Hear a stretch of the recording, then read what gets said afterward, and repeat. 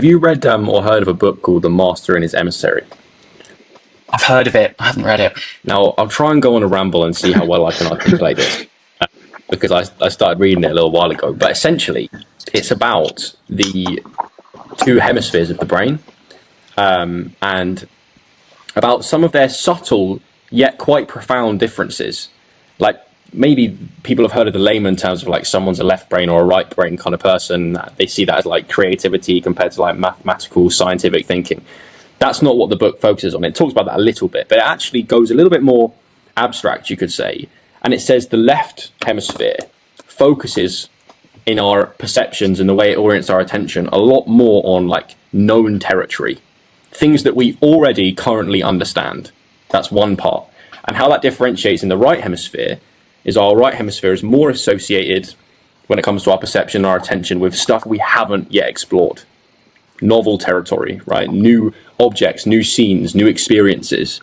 And one argument in the book is that a problem with our society is that we're becoming so much more left brain, which is very like formulated and it's pattern oriented and it wants things to be in structure, something it can understand.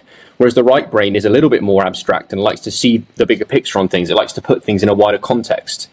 And so maybe that's another dimension to this argument, is that the right brain is the thing that will really look at something and maybe looks at a tree that we've passed, like you said, every day, but have a novel interaction with that thing, look at it on a deeper level, and then actually experience it in a whole new way. And when I read that, it made me think, God, like that, I see that in my life. When I'm more present, when I'm more at peace, I seem to shift into this right hemisphere mode when I can look out my bedroom window, the same window I see every day, and there's some beauty in the old man mowing his lawn over there that I wouldn't see if I just glanced at it, if that makes sense.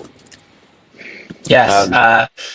No, that makes perfect sense. And I think two things. I think the first thing is that's I've got my brains mixed up. Which one is the one that's used to the new?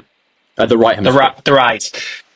If we think back to when we were children, it's almost as if we perpetually lived in right hemisphere mode because everything is new. Whether that was me when I was younger digging in the garden for worms, or like, just being so fascinated by everything around you.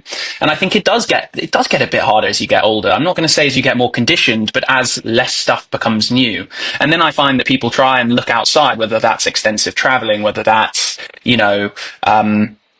a whole host of different things. Some people turn to some people get into partying or whatever, but you start looking elsewhere and you keep having to expand the horizon more and more and more. But as you said, the second part of what I was going to say is that it's all around you. It's always there, but it's extremely difficult. Sometimes I find I have to really, really try, and I fail most of the times, to be like, okay, it's a grey morning. I'm not in the best of moods. Let's try and appreciate the grey coloured sky. Like that's so hard. But on this, like, I feel like there's also maybe an argument that humans don't like change, that we actually don't want it to change too much, and we might think that we want all this new stuff all the time, but maybe we don't. Yeah. I think I don't know to what extent it's new. Look, there's newness in terms of going off to different places to experience different cultures. There's newness in terms of trying to experience things around you, whether that's going to the museum down the road. That's new if you haven't been before.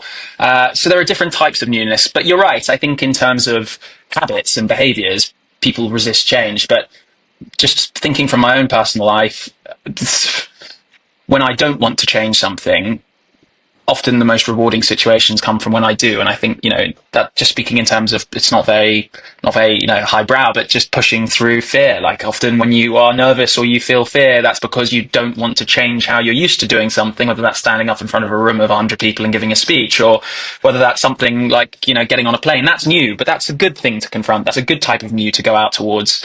But you're right.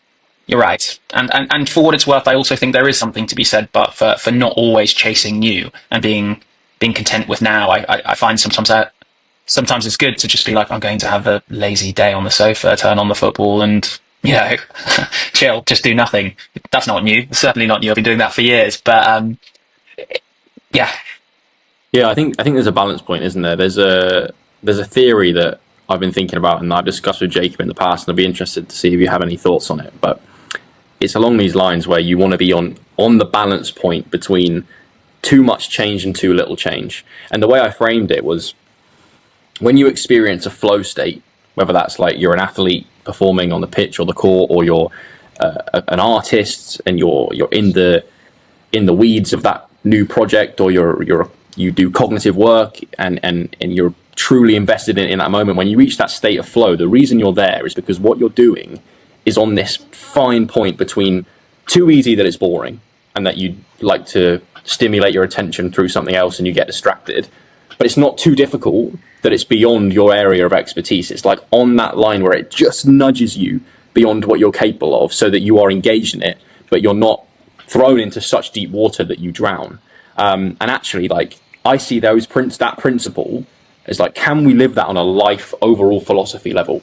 Can we be just nudging ourselves beyond what we currently know?